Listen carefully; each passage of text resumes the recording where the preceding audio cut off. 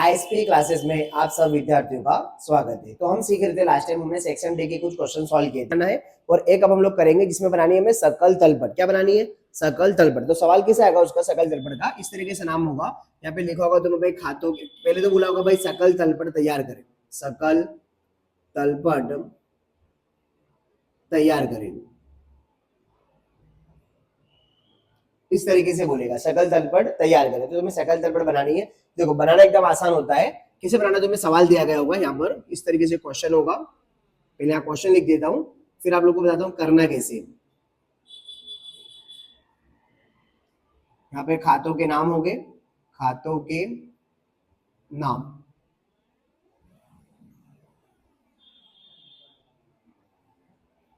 यहाँ पर भी होगा खातों के नाम। ये क्वेश्चन है सिर्फ, ठीक है ना। फिर उसको सॉल्यूशन कैसे करेंगे वो समझेंगे, ठीक है, अभी 2 मिनट के अंदर। तो ध्यान से क्वेश्चन समझ लो कि कैसे आएगा। इस तरीके से आएगा। अब इसके बॉक्स के अंदर नाम लिखे होंगे, ये रकम का कॉलम होगा, ये भी रकम का कॉलम होगा, ठीक है। तो वो नाम कैसे आएगा? यहाँ पर लिखा होगा जैसे कि माल स्टॉक, कोई भी रकम होगी उसकी, माल का स्टॉक। फिर लिखा होगा तुम्हारे यहाँ पर देनदार, कोई भी रकम हो सकती है। लिखा होगा लेनदार, पूंजी, बैंक लोन,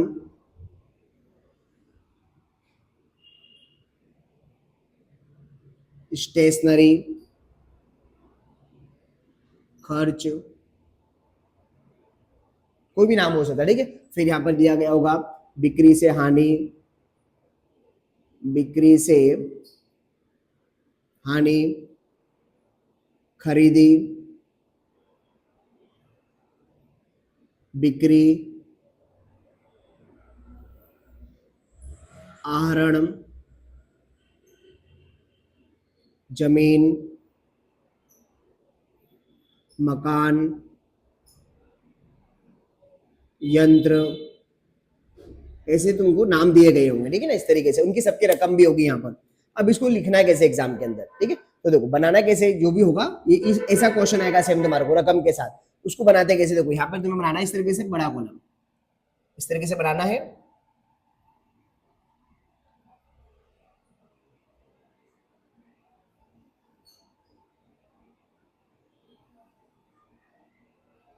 एकदम व्यवस्थित पेंसिल से लाइन खींचनी है और यहाँ पर इस तरीके से 2 कॉलम बनाने हैं आप लोगों को। यहाँ पर खातों के नाम,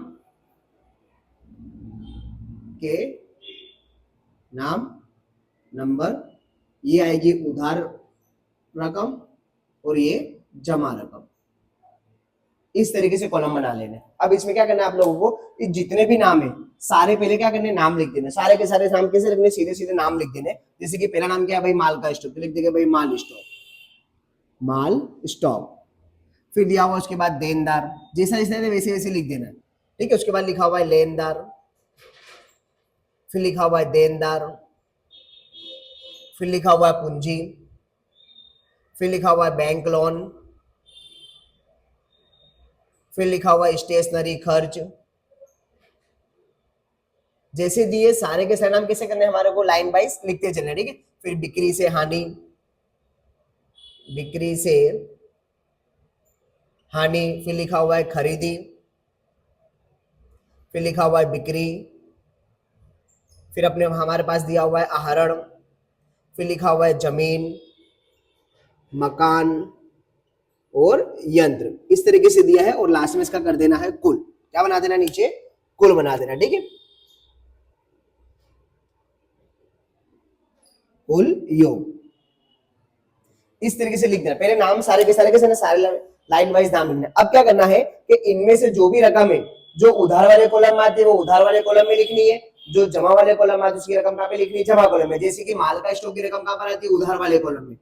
जमा में उसकी रकम आती है नहीं। उसके बाद लिखा हुआ देनदार, ये हमारी संपत्ति है, तो संपत्ति में से कहाँ पर आती है? उधार में, तो उसकी रकम कहाँ पे लिखनी है? उधार में। जमा में कुछ नहीं लिखना। फिर लेनदार, हमारी जिम्मेदारी, हमें पैसा देना पड़ेगा, तो जिम्मेदारी की रकम हमेशा आएगी जमा वाले पक्ष में। तो जमा पक्ष में कौन सा लिखना है? जितनी हमारी जिम्मेदारी वो जमा पक्ष में, और जितना हमें लाभ होगा वो भी कहाँ लिखना है? जमा वाले पक्ष में। उधार में क्या आएगा? जितनी हमारी संपत्ति है सारी उधार में, और जितना हमें नुकसान हुआ वो सब कहां पे लिख देना है, उधार वाले पक्ष में। ठीक है, चलो उसके बाद लिखा हुआ जब देनदार बेटा 2 बार लिख दिया हमने, ये एक ही बार है। ठीक है, लेनदार के बाद क्या था भाई, हमारे पास पूंजी थी, तो पूंजी की रकम क्या होती है, जमा वाले पक्ष में, तो जमा पक्ष में लिख देंगे यहाँ पर पूंजी। फिर लिखा हुआ बैंक लोन, तो बैंक लोन हम लेते हैं तो हमें बैंक लोन वापस देनी पड़ेगी, तो हमारी जिम्मेदारी है, तो जमा वाले पक्ष के अंदर। उसके बाद लिखा हुआ स्टेशनरी खर्च, खर्च हमारा लिखा होगा नुकसान होगा, नुकसान की रकम हमेशा लिखनी है उधार वाले पक्ष में, जमा में कुछ भी लिखना नहीं है। बिक्री से हानि, बिक्री से हानि हुई तो हमें नुकसान ही होगा, नुकसान वाली रकम हमेशा कहां लिखनी है, उधार वाले पक्ष में। खरीदी, माल खरीदोगे तो माल आएगा, आए तो उधार। बिक्री हमेशा कहां पर आती है, जमा में, तो बिक्री क्या होगा लिखेंगे, कहां पर लिखेंगे, जमा वाले पक्ष में। आहरण, आहरण कहां पर आता है, हमेशा उधार में, मालिक के द्वारा आहरण किया जाता है, वो उधार में लिखा जाता है। जमीन हमारी संपत्ति है, उधार वाले कॉलम में रकम। मकान भी हमारी संपत्ति है, और यंत्र भी हमारी क्या है, संपत्ति। तो जितनी संपत्ति सारी उधार वाले पक्ष में, जितना हमारा दायित्व यानी कि जिम्मेदारी कहां पे लिख देंगे, जमा पक्ष में। अब दोनों तरफ का तुम टोटल करोगे ना, तो दोनों तरफ का टोटल कैसा आएगा, एग्जाम के अंदर एक समान आएगा। कैसा आएगा, एक समान। हो गया आंसर खत्म। कितने मार्क्स का समय, ये भी 4 मार्क्स का। तो उधार वाली रकम उधार वाले पक्ष में लिखनी, जमा वाली रकम कहां पे लिखनी, जमा वाले पक्ष में। और दोनों तरफ का टोटल करोगे तो कैसा आना चाहिए, दोनों तरफ का एक समान हमारा आंसर आना चाहिए। तो इस टाइप के तुम्हारे को वो 4 मार्क्स का समय भी मिलने वाला। ओके, तो यहाँ पर हमारा सेक्शन डी क्या हुआ है, कंप्लीट हुआ। मैक्सिमम इतने ही सवाल आने वाले हैं सेक्शन डी के अंदर। ठीक है, इसमें एक क्वेश्चन हमारा अभी भी बाकी था। ठीक है, 3 क्वेश्चन आने वाले थे, हमने ऑलरेडी लिखा हुआ है। 3 में से कितने करने, सिर्फ हमारे को 2 क्वेश्चन, 2 क्वेश्चन तो हम ऑलरेडी सीख सीखे।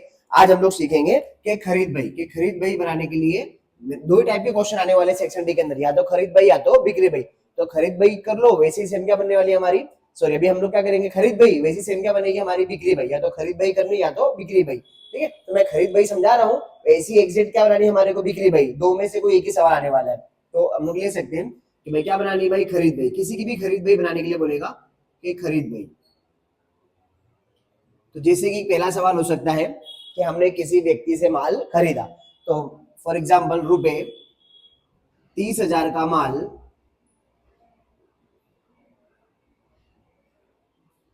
डी कंपनी से खरीदा, ठीक है, कोई भी कंपनी हो सकती है, एग्जाम्पल के रूप में डी कंपनी से माल खरीदा। दूसरा हो सकता है रुपए 50,000 का माल राहुल से 2 मास की शाख पर खरीदा, शाख पर खरीदा, ये सवाल आ सकता है। उसके अलावा रुपए 15,000 का माल मीना से खरीदा, मीना से खरीदा। चौथा सवाल, रुपए 20,000 का माल जिज्ञा से खरीदा, जिज्ञा से खरीदा, आधी रकम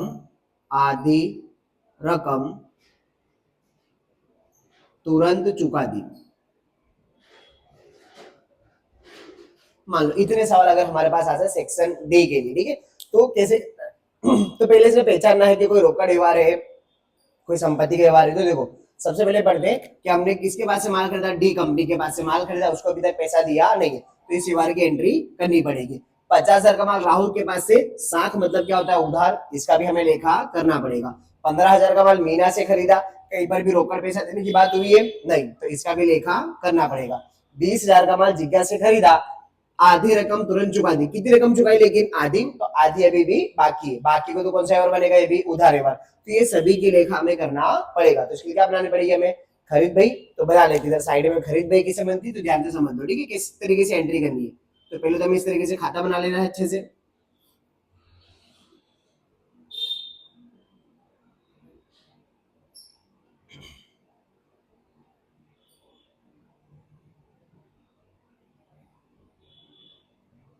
बस इतना सा खाता बना लेना, एकदम व्यवस्थित पेंसिल से बनाना एग्जाम में खाते।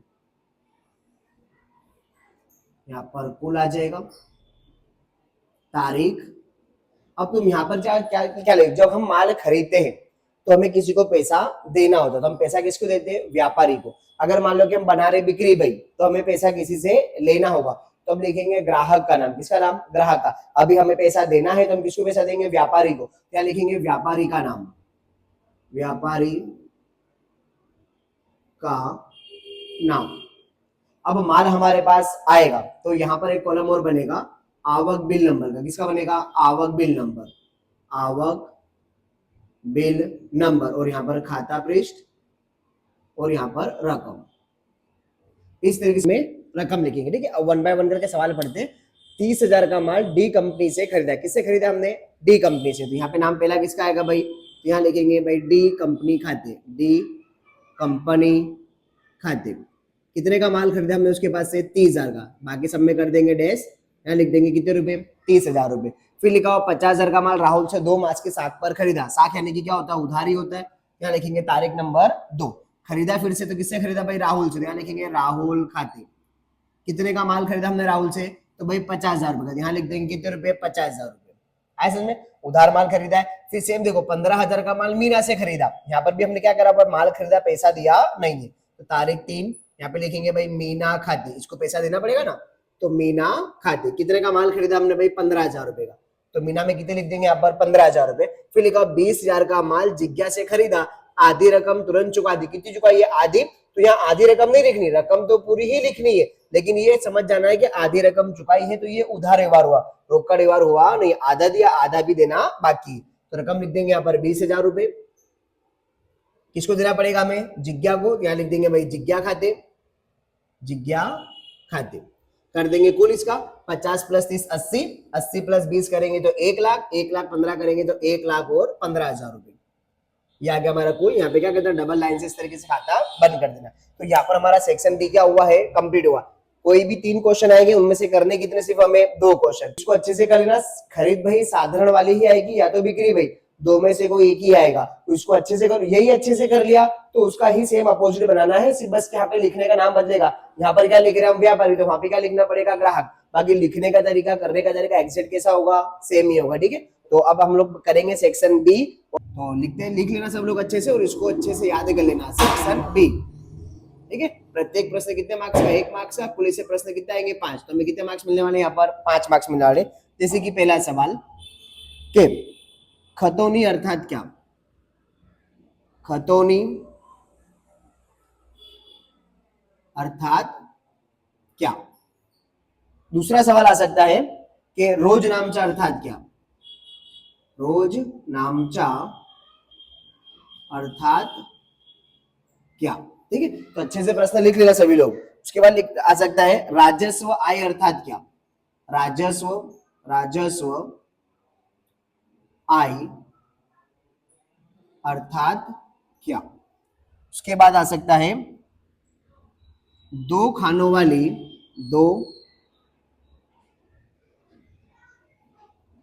2 खानों वाली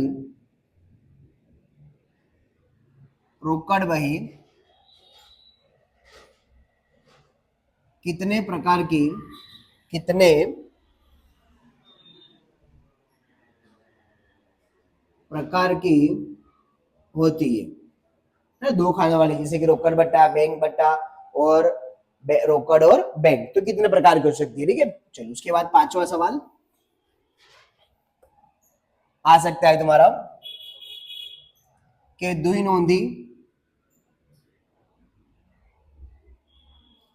नोंदी नामा पद्धति में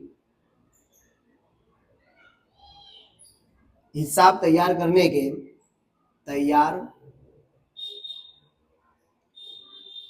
के आधार बताए। आधार बताए, यानी कि दुई नोंदी नामा पद्धति में हिसाब तैयार करने के कुल कितने आधार है। उसके बाद आ सकता है अंतरराज्य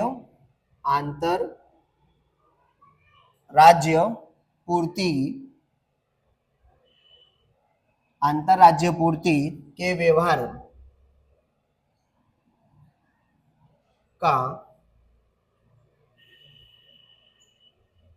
कौन कौन से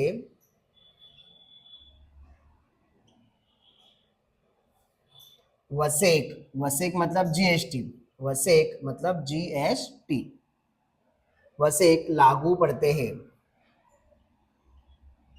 है ना। अंतरराज्य के लिए जो व्यवहार होते हैं उसमें कौन कौन सा हमारा GST लगता है। उसके बाद आ सकता है रोकड़ बही के, रोकड़ बही के दाहिने दाहिने पक्ष को क्या कहते हैं,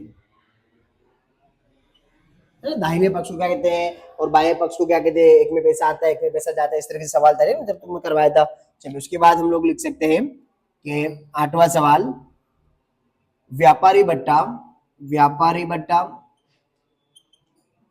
बट्टा और रोकड़ बट्टा का अर्थ बताएं, अर्थ बताएं कि रोकड़ बट्टा किसे कहते हैं और व्यापारी बट्टा किसे कहते हैं। उसके बाद खातों के प्रकार, खातों के प्रकार बताएं, खाते कितने प्रकार के होते हैं, है ना। व्यक्ति खाता, माल संपत्ति खाता, उपज खर्च खाता, इस तरीके से हम लोग उसको बता सकते हैं। उसके बाद मुख्य रोजनामचा में, मुख्य रोजनामचा में